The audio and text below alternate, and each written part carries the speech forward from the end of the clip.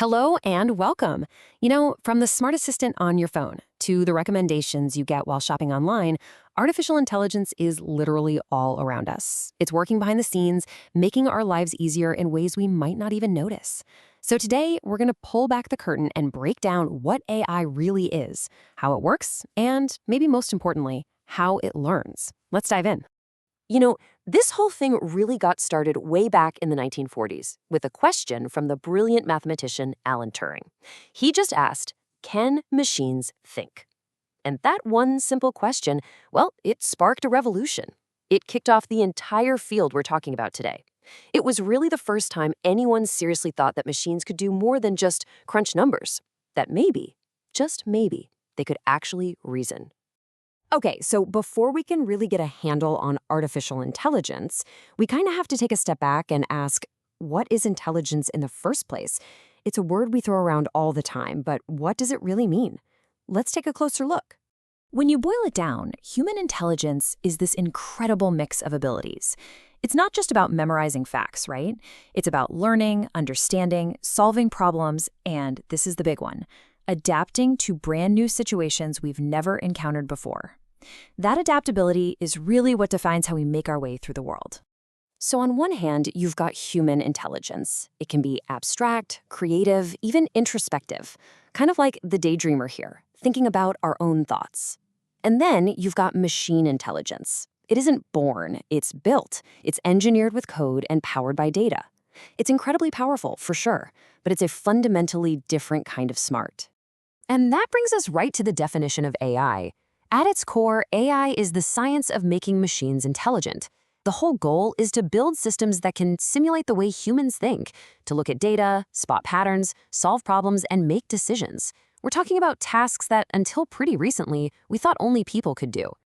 Now, here's where things can get a little confusing for a lot of people. We're surrounded by smart stuff, from our coffee makers to traffic lights, but does smart always mean it's using AI?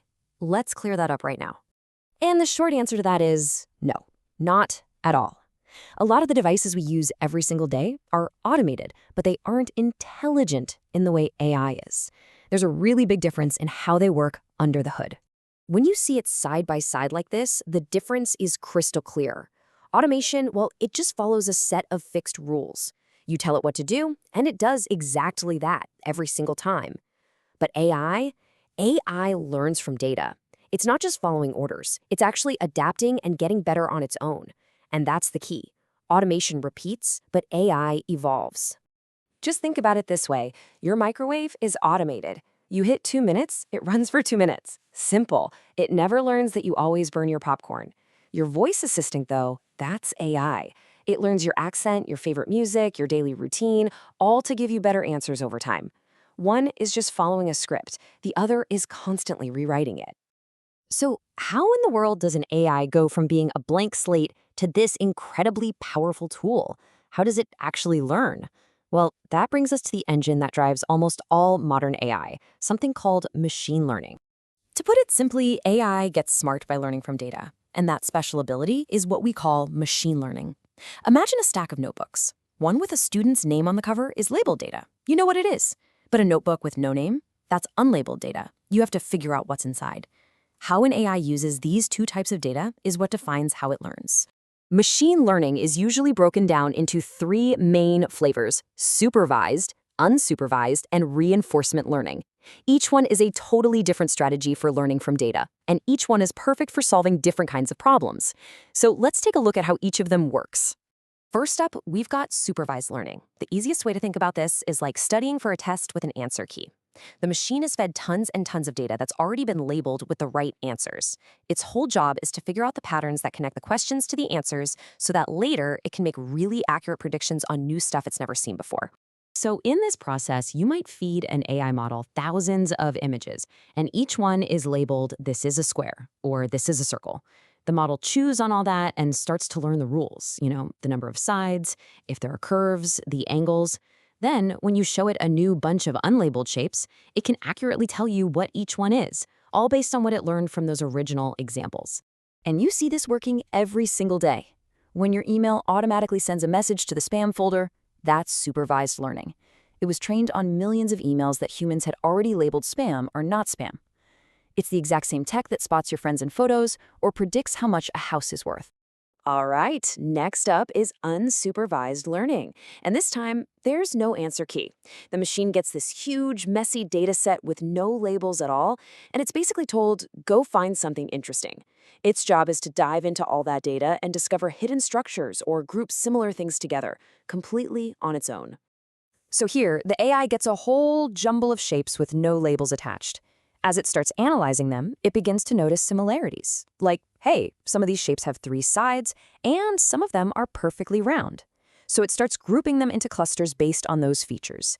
It never knew the word triangle, but it was smart enough to figure out that all those 3-sided things probably belong together. You know, a classic example of this is on any shopping website. When you see that little line that says customers who bought this also bought, that is unsupervised learning in action. The AI has sifted through millions of purchases to find patterns of items that are often bought together, and it makes that recommendation without anyone ever telling it which products go together. Pretty cool, right? And finally, we have reinforcement learning. This is how an AI learns to master a really complex skill, like playing a game. It basically learns by doing, just pure trial and error. The AI tries something. If that action gets it closer to its goal, it gets a reward, like a point. If it's a bad move, it gets a penalty. Over millions and millions of tries, it eventually discovers the strategy that gets the biggest reward. So the whole process has an agent, that's our AI learner, and it's acting inside an environment. The agent takes an action, and the environment gives it feedback, either a reward or a penalty. The agent uses that feedback to decide its next move. This creates a non-stop loop of action, feedback, and improvement that can run millions of times until the AI finds the absolute best way to win. This is the mind-blowing technology behind AIs that can beat the world's greatest chess and Go players. They didn't learn by studying human games. They learned by playing against themselves trillions of times. This method is also absolutely critical for things like robotics and self-driving cars, which have to learn how to navigate our messy, unpredictable world safely. Okay, so we've defined AI, we've separated it from simple automation, and we've explored the 3 main ways that it learns. So now, let's bring it all together and see just how deeply this technology is already a part of our daily lives. I mean, from smart homes that learn our temperature preferences, to banks that can spot fraud in a split second, to the search engines we use dozens of times a day, AI is just everywhere. This isn't some science fiction idea anymore. It's become the invisible backbone of our modern world. You know, have you ever wondered how your phone takes those amazing portrait photos where the background is all blurry? Well, that's not just a fancy lens. It's actually a super sophisticated AI analyzing the image, figuring out what the subject is, and then digitally creating that professional-looking effect, all in an instant. It's a perfect example of incredibly complex tech just hiding in plain sight. So we've seen that AI can learn, it can reason, and it can even create in ways that look a lot like human intelligence. And it's getting faster and more accurate every single day. But that brings us to the ultimate question. It can simulate intelligence, but can it ever actually be self-aware? Can it have consciousness?